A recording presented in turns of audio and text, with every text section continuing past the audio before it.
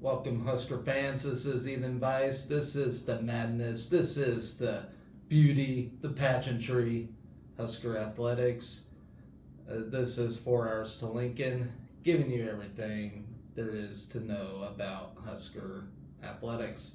So, starting off, the last show I forgot to tell you about how Rifle did, and let me tell you, they dropped that as well. Cause why not? The way the week went just wasn't very fun. We lost to Kentucky by a final score of 4-6-9-6 to 4-7-2-3. Let's talk a little bit about it. Sophomore Emma Road led the Huskers with a third place finish and a 1.181 aggregate score. Junior Mackenzie Stroud placed sixth with a 1,176. They're in a decimal, that's a comma, so my apologies there. Anyway, in the air rifle, Road grabbed fifth place with a 594. Senior Cecilia Ossie, the small born defending national champion, and Strauch also placed in the top 10. Road finished in second in the small bore with a 587 to lead the team, while Strauch placing third with a 585. Senior Madeline Erickson and sophomore Camellia Johansson rounded up the lineup. Up next, we will return to the Nebraska Rifle Range to face off against Georgia Southern on Saturday at 8 a.m. So, let's get down to it. I did not give a preview for this, but the lady tennis team has competed today, and I will tell you about that as soon as my shit loads up. All right, so we swept UC Riverside 7-0 today. So let me tell you about that. And actually, I was looking up the series history. We like own UC Riverside. They're not a very good team, but nonetheless, it's a victory, and it's always better to beat a bad team than the latter. So, we start a season under German Del Magro and Maddie Cobelt with a sweep of the doubles matches where number 32nd ranked Anfisa Danilchenko and Anna Zambarek beat UCR's Brianna Nagayan and Kamya Nair 6-0. Newcomers Maha Petrowicz. I cannot perfect these names, so I'm sorry. I'm totally butchering it, but I'm saying them the best I can. And Maria Terranova then bested Sydney Tran and Nikki Shabazi 6-1 to clinch the doubles point. In the third spot, Isabel Androver Gallego and Lucy Lloyd topped Olivia McIntosh Adams and Crystal Kim 6-2. Singles play began with senior Androver Gallego winning 6-1, 6-1 at the number one slot. Then Zambarek defeated Nikki Shabazi 6-1, 6-3 before junior Lucy Lloyd clinched the overall match win with a 6-4, 6-2 victory. Graduate Petrowicz finished next and won 6-2, 6-3 before Terranova defeated Kamya Nair 6-2 6-2. And then Danilchenko topped Maya Youssef 6-4, 7-6. Up next, we will return to Lincoln for our home opener to host DePaul on Friday, January 26th. So, a long wait if you're a big women's tennis fan. But that is how we did. So, both teams start out unbeaten this year. So, we got that going for us. Now, without further ado, ladies and gentlemen, we got 2 basketball games tomorrow. And, how should I put it? We should, hopefully we rebound after last week's performances. As y'all know, we had god-awful performances, men against Iowa, women against Minnesota, both on the road, and um, well, we gotta face it. We got a hill to climb. If we want to see some NCAA tournament action this March, then we need to get it together. Now, listening to Fred Hoiberg and Josiah Alec on the Sports Nightly show, if any of you listen to that, I like their attitude and I like their approach, even after a loss. And, I have no doubt in my mind they'll bounce back in these games. The men do travel to Rutgers tomorrow. I'm pretty sure they're already in New Jersey. And, that's a very tough place to play, Big Ten is home to all these iconic venues. Rutgers has the RAC, which is a very loud, very intimidating environment.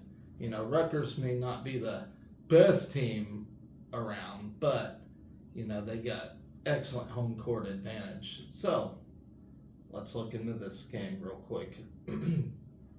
So, we do wrap up a stretch of 3 road games. So that's one thing I didn't realize. We're on a road, 3 in a row now, in a 4-game span. I don't know if it's 3 in a row, but 3 in a 4-game span is quite a bit. Anyway, we travel to Rutgers, tip off at Jersey Mike's Arena, 6 p.m. We looked to regroup after dropping a 94-76 decision at Iowa Friday night in blizzard conditions that forced the Huskers to stay in Iowa City until Saturday.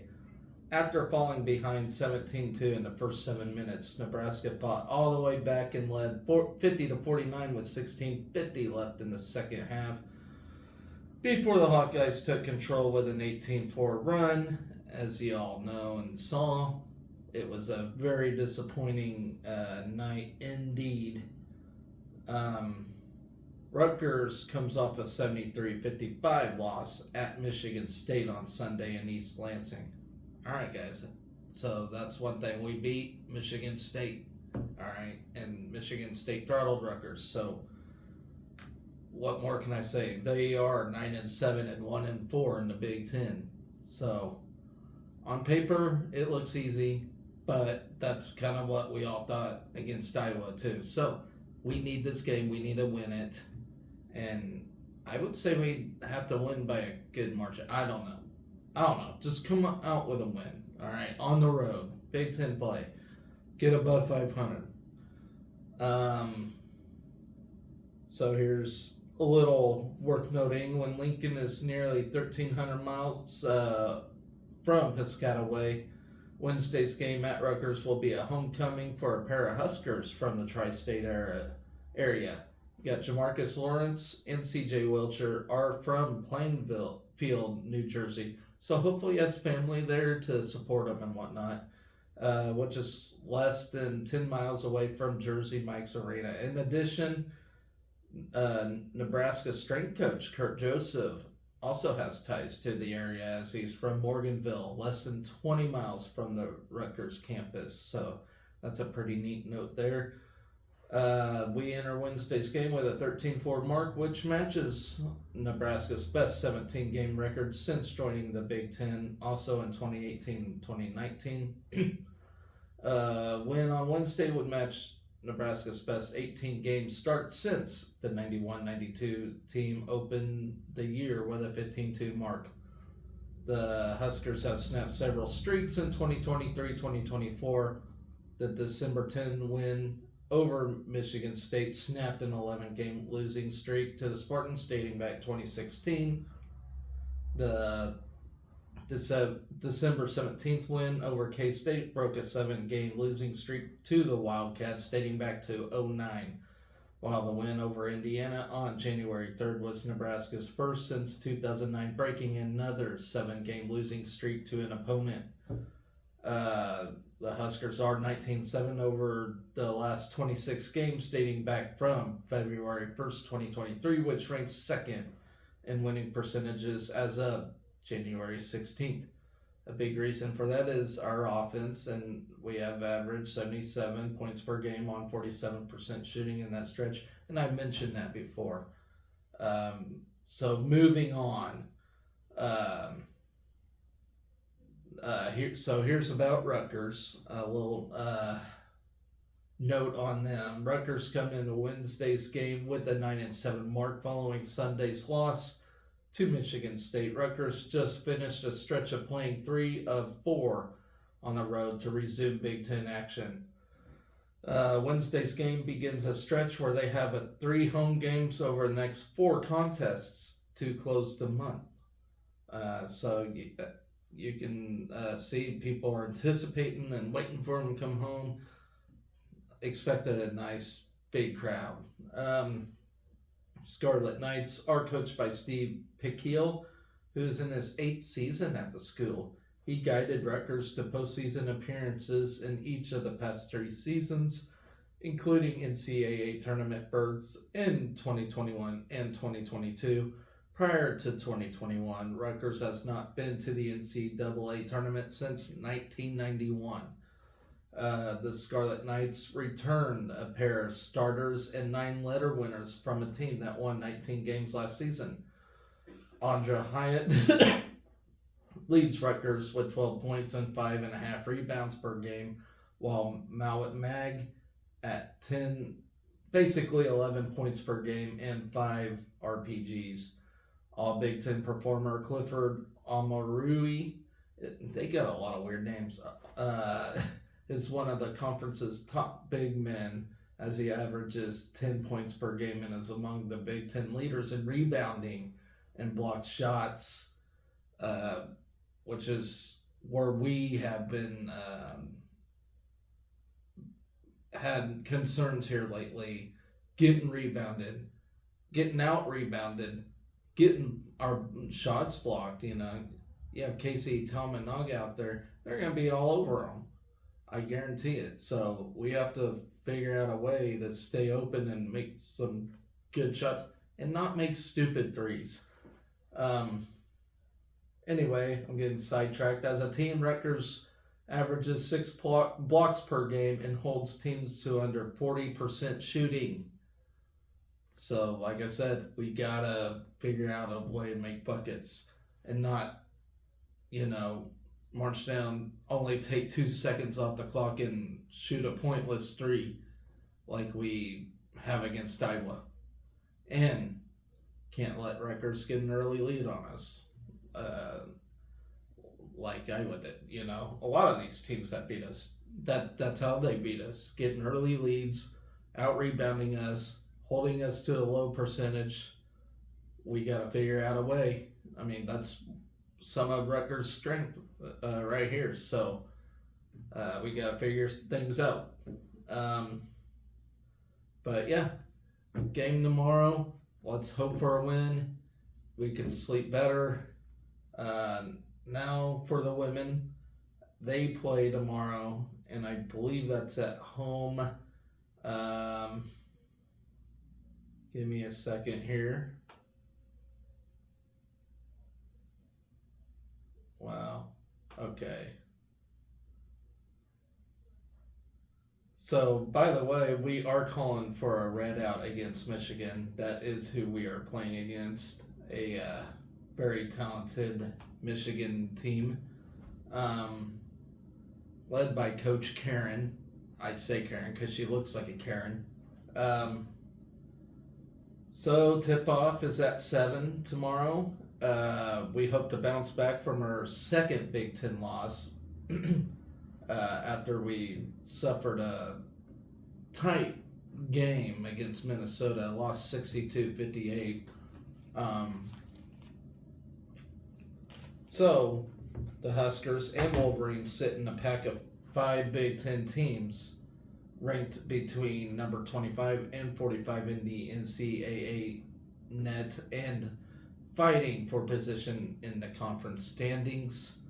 Alexis Markowski produced her Big Ten leading 11th double-double with game highs of 17 points and 14 rebounds at Minnesota. The 6'3 center owns 5 double-doubles in Big Ten play this season and 32 in her career. Her next double-double will move her into a tie for 4th on Nebraska's career list with Emily Cady, who had 33 from 2012 and 2015. Markowski, who leads the Big Ten with 10 rebounds per game, including 12 in league action, recently joined Nebraska's career top 10 in total rebounds and is just 17 boards from catching Martise Ivey at number 9. A two-time Lisa Leslie Award candidate, Markowski has scored in double figures in all 17 games this season, including 5 20-point performances. Then you have two-time Ann Myers Drysdale Award candidate Jaz Shelley. I like how we have to introduce her as such. Has added 12.5 points, 4 rebounds, and team best 5.5 assists and 1.5 steals.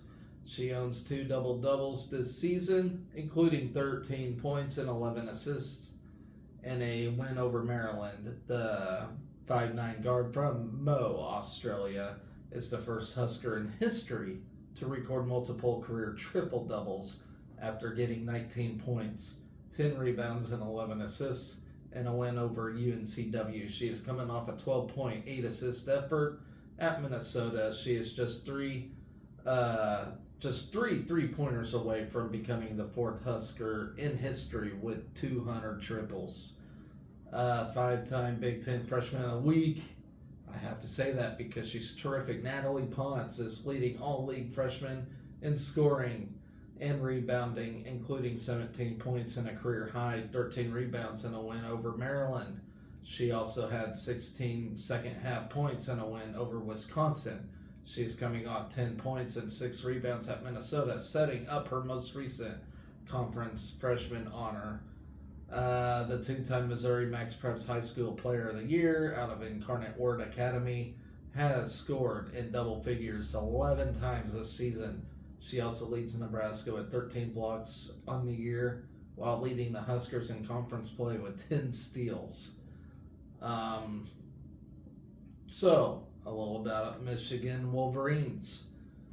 Coach Kim Barnes, I wasn't too far off. It's Kim Barnes, is in her 12th season leading Michigan and her 28th year as a head coach. She brings the Wolverines to Lincoln with a 12-5 record and a 3-2 Big Ten mark after a 76-52 win over Wisconsin's Saturday in Ann Arbor. The win over the Badgers followed back-to-back losses to Minnesota and Indiana.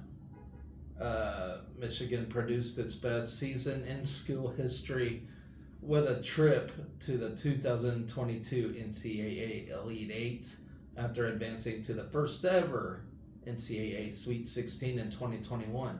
Last year, Michigan was knocked out in the NCAA second round by eventual champion LSU. Then junior Layla Felia leads Michigan with 16 points, including 19 points per game in Big Ten play. The 6'0 guard earned second-team All-Big Ten honors last year, while ranking 10th in the conference in scoring at 17 points. She had 12 points and 5 rebounds in last year's win over Nebraska and Lincoln, but did not play against the Huskers in Ann Arbor. The Wolverines, who lost starters Leah Brown, Emily Kaiser, and Maddie Nolan, also returned senior Cameron Williams, the 6'3 forward, started all 33 games last season, but made her first Big Ten start in a win over Wisconsin, getting a double-double with 16 points and 10 rebounds in just 23 minutes. She is averaging 5.5 points and 5.3 rebounds this season. Last year, she totaled 6 points and 5 rebounds in 27 minutes in Michigan's 2 wins over Nebraska. Then you have Jordan Hobbs and Australian Chira Evans, who moved into the starting lineup, along with Missouri graduate transfer Lauren Hansen, who started her career at Auburn. Hobbs started in place of Felia in last year's game at Michigan, getting 10 points and 5 rebounds. She did not play in Lincoln. Australian Alyssa Brett, a 4-year starter at Bowling Green, was a part-time starter for the Wolverines early in the season before suffering a leg injury in the third quarter against Minnesota. She did not play against Wisconsin. The 6-0 graduate transfer is averaging 8 points and 4 rebounds. Taylor Williams, a 5-year player and 4-year starter at Western Michigan, also has been a part-time starter, averaging 6 points and 4.5 rebounds. Freshman Taylor Woodson joins returning contributors Greta Kampschroeder, Lee Stuck, and Alyssa Crockett in rounding out Michigan's regulars this year.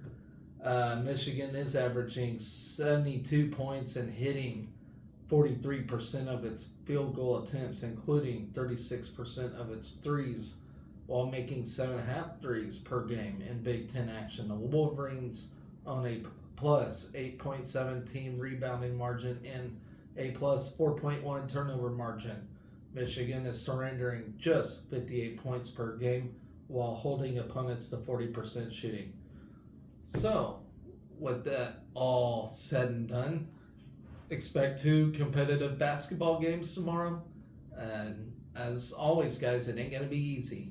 And it's going to be a scratch and claw, gut it out type of rest of the season, you know. I don't know what else to tell you about that. I mean, it is what it is. Even Rutgers, who's one of the worst teams in the conference, is going to give us a fight. And it's, what else can you say about that? It's not going to be easy for us, folks. So buckle up, expect wins and losses, but let's just hope we get a lot more wins and losses down the stretch. We're both in that stretch of games to where, you know, we got to get it out. If we lose, we got to have short memory, come back, and win. You know, it's all up in grabs. The good news for ladies, they play at home. The bad news for them, it's a tough Michigan team. And as I mentioned, they got one of their starters coming back after a leg injury. So she's going to perform well. But yeah, a night at the rack. Oh my gosh. Yeah, good luck to the men too. It's gonna be tough. It's gonna be a tough Wednesday night for sure. If we can come out with both wins, awesome. I'll be stoked. But until then, guys, let's just hope for a win. Let's have something to be excited about. So, anyways, guys, that's gonna do it for tonight. Follow along here. Subscribe to my show. Hit that bell. Like the show. And please leave me a comment. How am I doing?